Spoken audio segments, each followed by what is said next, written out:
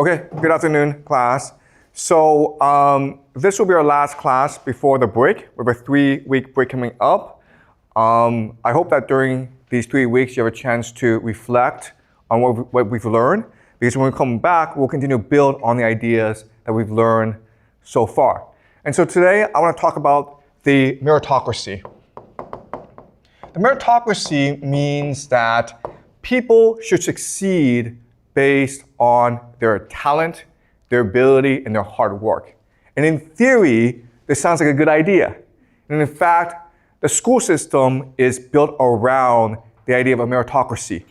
The good students go to the best universities, and then after they graduate, they will get the very best jobs. That's the idea. But what I will show you today is that there are actually lots of problems with the meritocracy.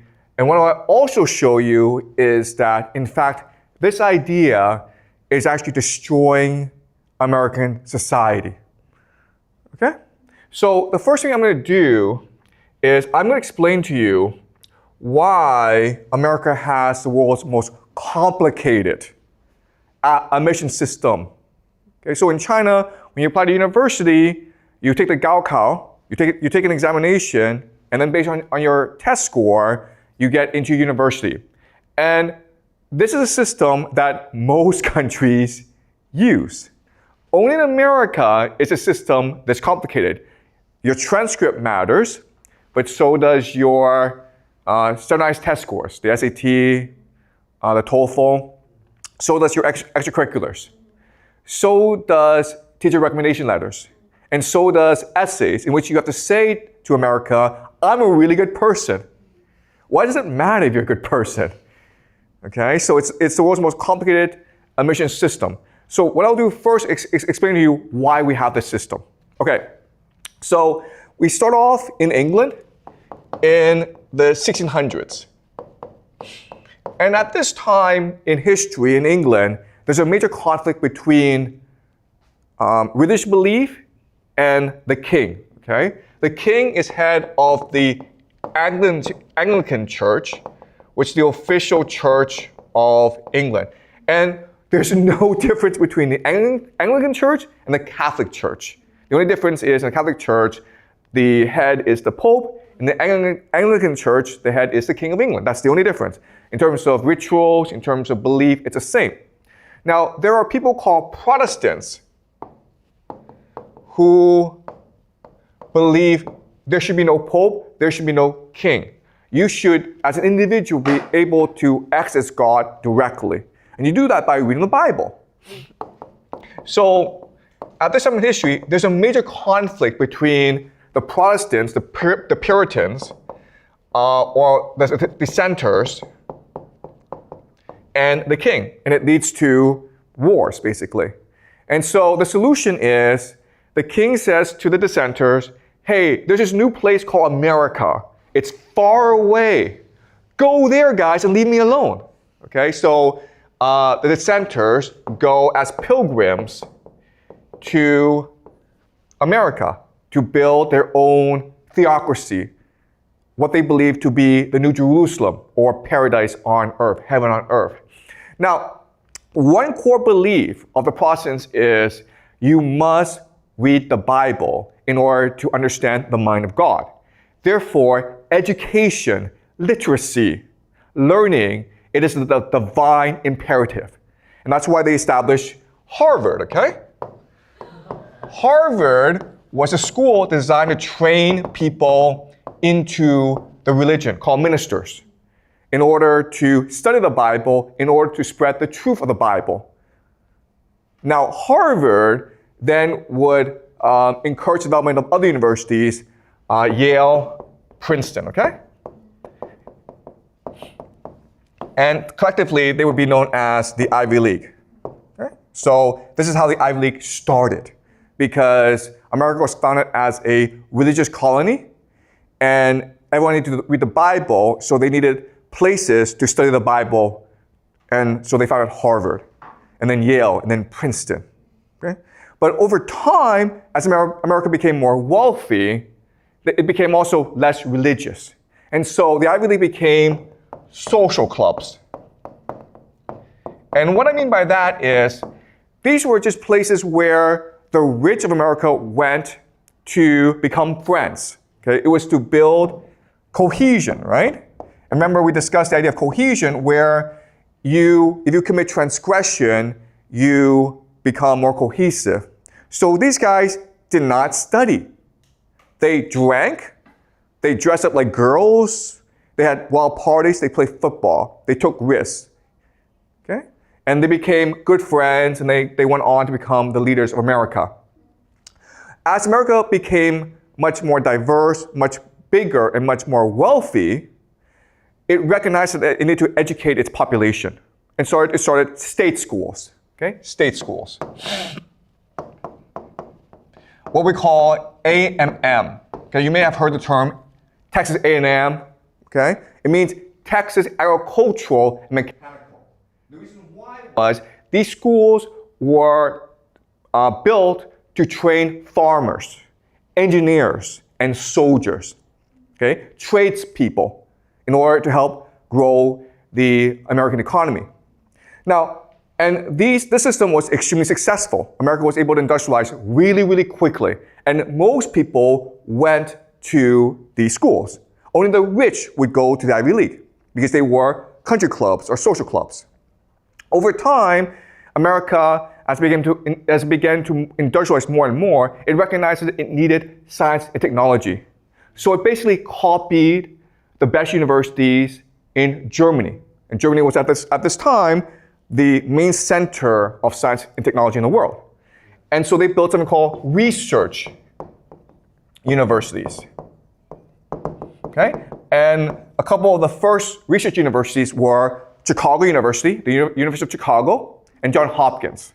Okay? So in the about 1900, you have this system, okay, of state schools where most people went. If you're a poor person, you go to learn a trade, and then you go and get a good job and make good money. If you wanted to be a professor or scientist, you went to these research universities. If you were rich, you went to these social clubs called the Ivy League. And quite honestly, it was a really good system. And America should have stayed with this system. But what happened was, who's unhappy now about the system? These guys, right? Harvard, Yale, and Princeton, because if you think about it, over time, they become less and less relevant. Because just because you're rich doesn't mean you're smart. All the smart people are going to Chicago and Johns Hopkins. And so over time, we can expect Chicago and Johns Hopkins to overtake the Ivy League. Okay? And that's why Harvard decided to institute scholarship programs. So it wanted more smart people into it wanted to welcome more smart people into its campus, okay? And this creates something called the SAT. Okay, this is the origin of the SAT. The SAT was founded as a scholarship program to identify the best and brightest students from all over America so that they can come to Harvard and help Harvard be the best university in the world. Okay? But now who's angry about the system? Harvard's not happy that the best students are going to Chicago and Johns Hopkins. So they quit the SAT. And now the best students are coming to Harvard. Now who's unhappy? The rich kids, right? Okay, the alumni, the legacies. Because before, their kids could just go to Harvard and have a great time. Now it's hard for them to get in, they have to take a test, and also they're in class with smarter people. Okay? So now Harvard has a problem. On one hand, it wants the best students in America, but on the other hand, it still wants to maintain good relations with its alumni. So that's why it created a new system. Okay? In this new system, grades are not the only factor. Test scores are not the only factor. Now it's focused on holistic. Holistic, okay? The new word is holistic. Specifically, character. Just being smart is not good enough. You have to be a good person. You have to be a strong and brave and virtuous person, okay? So they have a new concept called character. But this word was created to basically keep Jews out, okay? Because Jews are really smart, but Jews like to read books, so they're not good at sports. And so, like, that's not good. We need people who are manly, who are strong, who are brave. We need white people, okay? So they developed this holistic system. And that's why we have the system that we have today, where it's not just test scores, it's essays, it's transcript, it's teacher recommendations, because they want to identify the Jews and keep them out, okay? Today, we have the system to identify both the Jews and the Asians, keep them out. Yes? They would even identify for your household. Like they would ask for your profile. Exactly. So all the information that they're looking at today is to identify your ethnicity, your, they want to keep, they basically want to keep Asians out of Harvard, okay? It's that simple, all right? But I'll explain more as we go along, okay? All right? So the purpose of all these changes is to ensure that Harvard remains the institution of power in America. Does it make sense? Harvard's not interested in academics, it's interested in power. Therefore, it must ensure that the people who come to Harvard are the ones who are most likely to succeed. And that's why it doesn't want all Asians. It wants a mix of students, okay? But I'll explain this later on. Okay, now, in this new system, there are two key concepts. The first key concept is the idea of secrecy, okay? Secrecy just means like, I'll never tell you why I let you in or why I didn't let you in. I don't have to, okay? The other is the idea of discretion. Discretion means that I can choose to let in for no reason, okay? So in China, if you get a really high score on the Gaokao, Beida or Tsinghua has to let you in. Not in America. You could be the best student in the world. They don't care. If they don't like you, they'll just say, we don't want you, okay? They have their own institutional reasons to let you in, and they'll never tell you, all right? And the system was created to ensure that Harvard is able to recruit the best students in the world. But what's important for us to remember is, from Harvard's perspective, best just means the most likely to succeed, not necessarily the best academically oriented student, not the smartest student, okay? So let's run a thought experiment, okay? Let's just say that you are a Harvard admissions officer, and you're presented with 4 students, okay? You're Harvard, the best university in the world, okay? And I give you 4 students, and you can only let in 1 student, okay? You tell me who you let in, and I'll tell you if you're a good admissions officer or not, okay? Okay, the first is the best math genius from China, okay? Everyone's like, no. All right. Second is the best basketball player in the world, okay? Basketball player in America, okay? Okay. The third is the best student in the world. And the fourth is 3 generations of Harvard, okay? So your father, your grandfather, your great-grandfather went to Harvard. Who do you let in? You guys know the system. Exactly, okay? You don't even think about it, like I let in number 4, okay? Because you know that in the world, he is the most likely to succeed. You're not interested in educating smart people. All you want to do is graduate rich people, okay? So let's just say this guy doesn't exist. Then who do you let in? Exactly, yep, this guy, okay? Definitely not this guy, okay? Definitely not the math genius from China, because you know that he's probably just going to end up as a math teacher, right? Math professor, we don't want that, okay? We don't want professors, we don't want lawyers, we don't want doctors. We want people who will be head of a company. We want people who will become a famous rock star. We want people who will become president of the United States. That's what we want, okay? And so either one of these 2 is fine. No, okay? But we want these guys to apply because that helps us look better, right? We want people to apply so we can reject them so that our metrics look better, okay? Okay? Does that make sense? Okay? That's how the system works. All right. So let me explain why they do this, okay? Why is the system set up like this? The best analogy for Harvard, Yale, and, go ahead. Does all the admission officers in America college doing this intentionally? Okay, that's a really good question, okay? So if you're the Ivy League, you do this because everyone wants to go to the Ivy League. But if you're an average school, you're actually just trying to recruit students, okay? So this is like the school, this is the mentality of admissions officers for elite schools.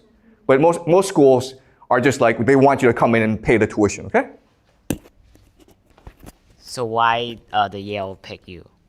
Yeah, I'll explain later on, okay? Okay. All right, so Harvard is first and foremost a venture capital firm, okay? Okay, you're an investment firm. So let's pretend you're a venture capitalist, and I give you two options, okay? And you tell me which option you pick. Option one is, I want to open a restaurant, and I need $1 million from you. Okay? But guess what, guys? My uncle works for the government. So I can guarantee that he and his friends will come to my restaurant every single day. And so there's no risk. There's absolutely no risk involved. I guarantee we'll make at least $500,000 a year. No risk, easy money, okay? Number two is, I want to start a website that's AI and Bitcoin and all this, okay? Problem is, I don't even know how to write code. I have no experience doing a website, and my idea isn't really fleshed out. But if it works, we can make $1 billion, guys, okay?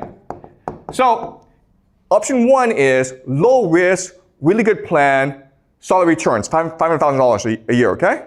Option two is concept, vague idea. I have absolutely no experience doing any of this, but we could possibly make $1 billion, okay? Which option do you take? Okay, you always take this, guys, okay? Right? Because you don't need $500,000. That's boring. You want $1 billion. And that's the mentality of Harvard. You understand?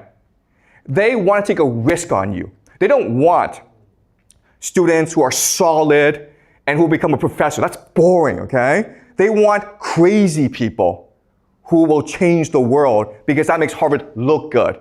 Okay, another way of saying this is they rather have a class where 10 people succeed and 999 fail rather than 1,000 people succeed slightly. Does that make sense? Okay? Why? Because we only remember the 10 people who succeed. We forget everyone else. Okay? That's the Harvard mentality.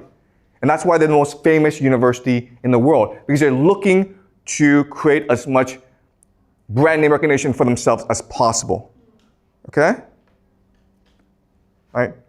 Does that make sense? All right. Now, how do we know if they succeed or not, if you're Harvard?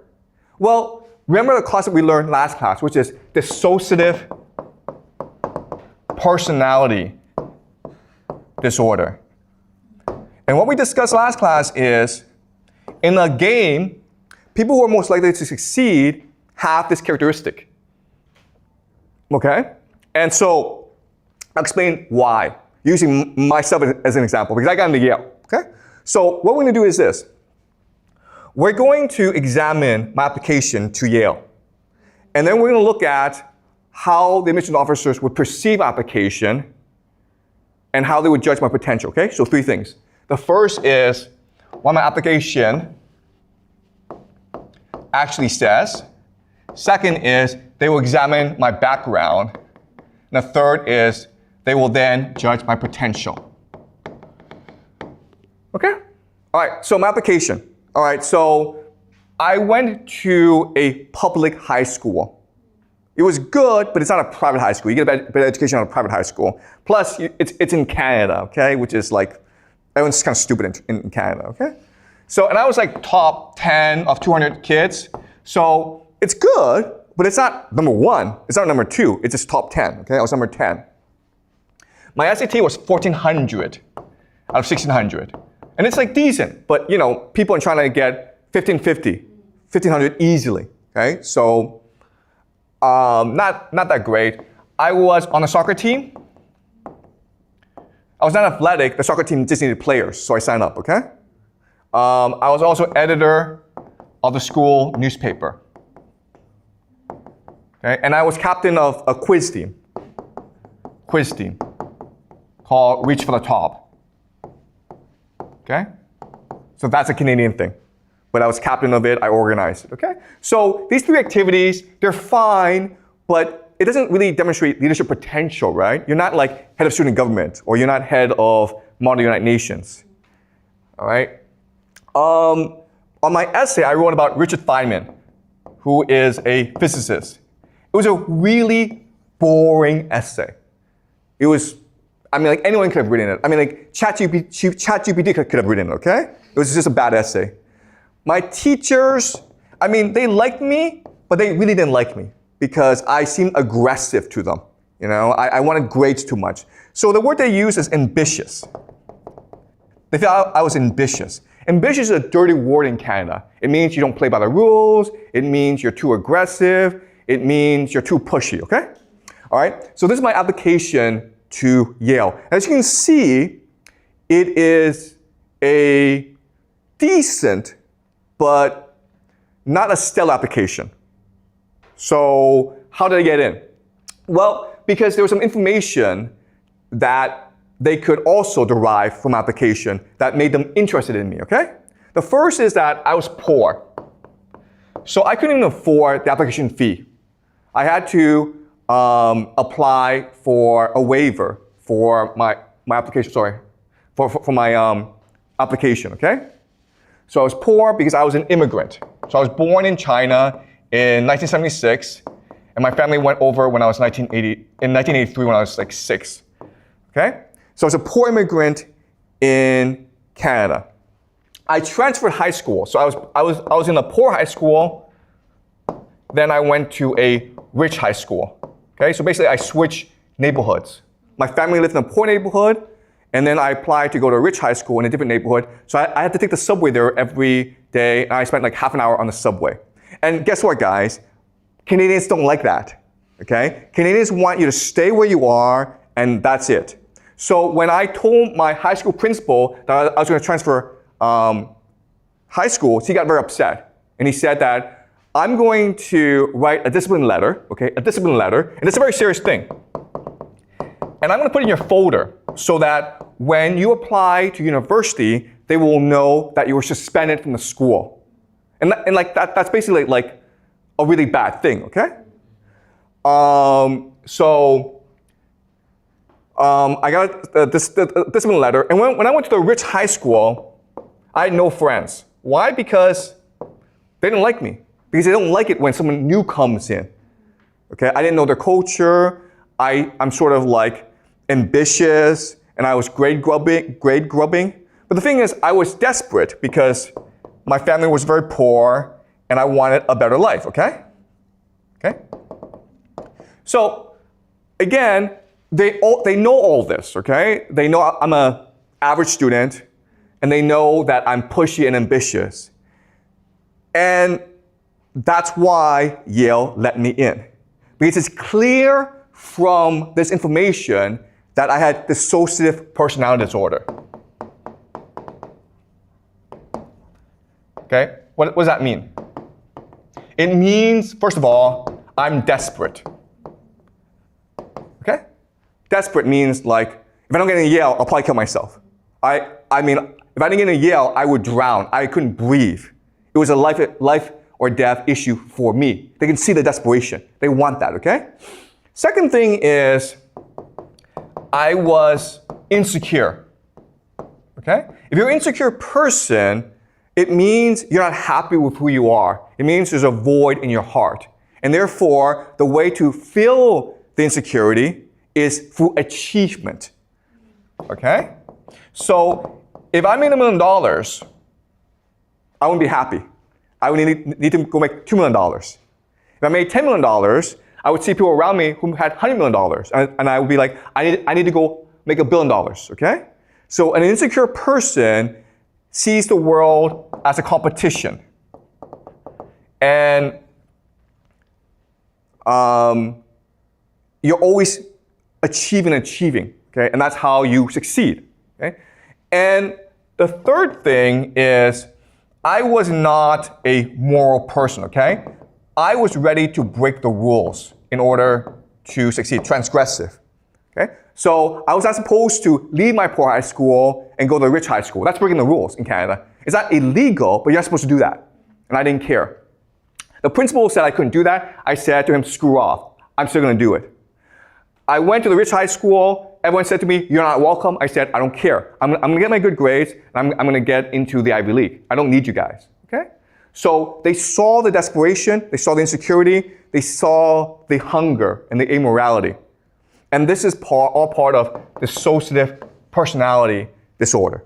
And that's why they let me in. Because it's possible I go crazy, okay? It's possible I become depressed, but it's also possible I change the world. Okay? Does that make sense? That's how they think. Because they're a venture capital firm. They're looking for the riskiest investment with the best possible return. They're looking for people who can become president of the United States, who can change the world, who can make a name for themselves. Because if they do that, that makes Yale look good. So you remember the name, okay? It's all about brand name recognition. Okay? Does that make sense? All right. Okay. So you're like, okay, well, this is fine, and what's wrong with the system, okay? Why would this be a bad thing? It works. Why would this be a bad thing?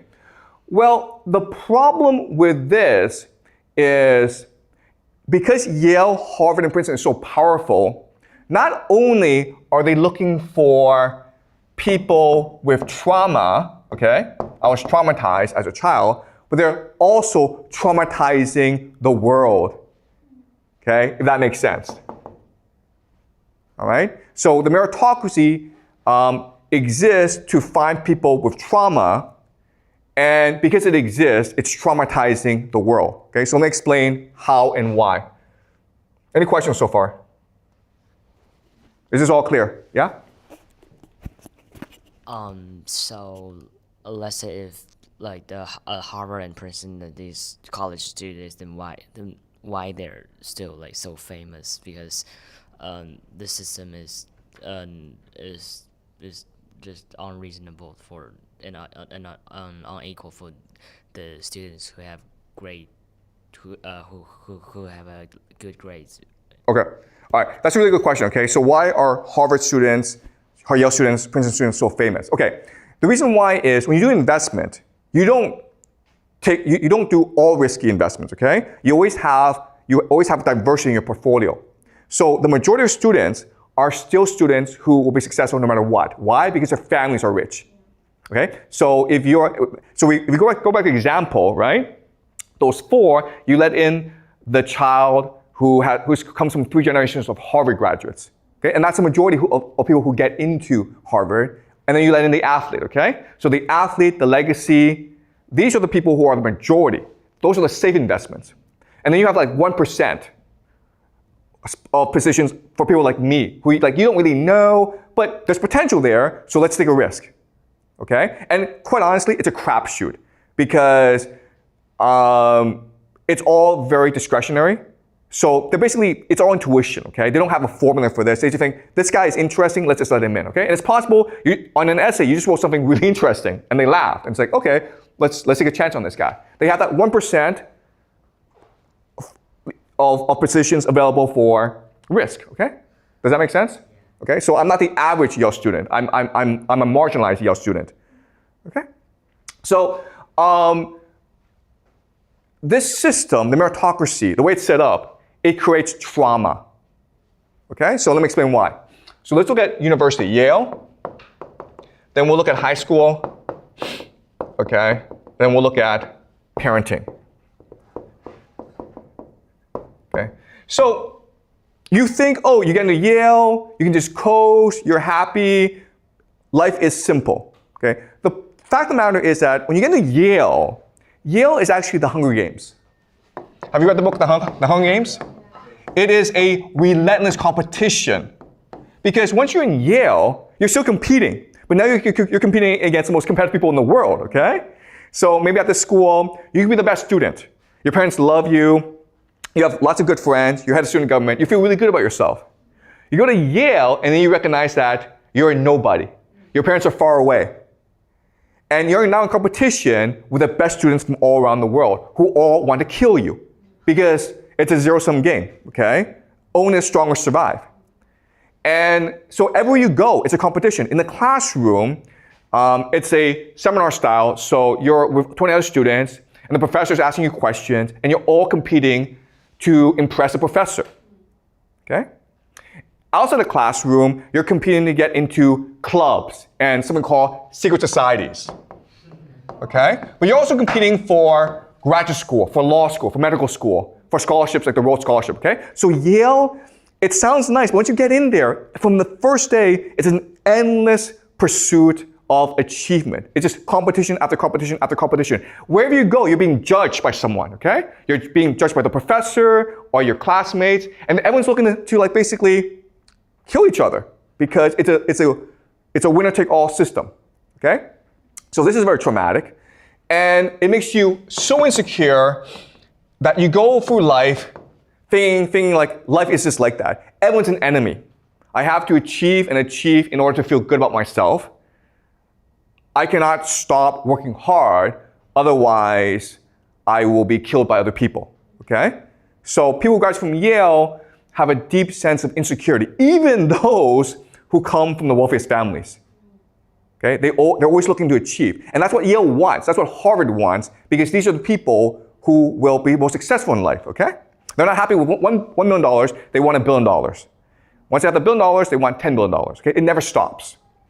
Okay, so to get into Yale, you have to go through high school.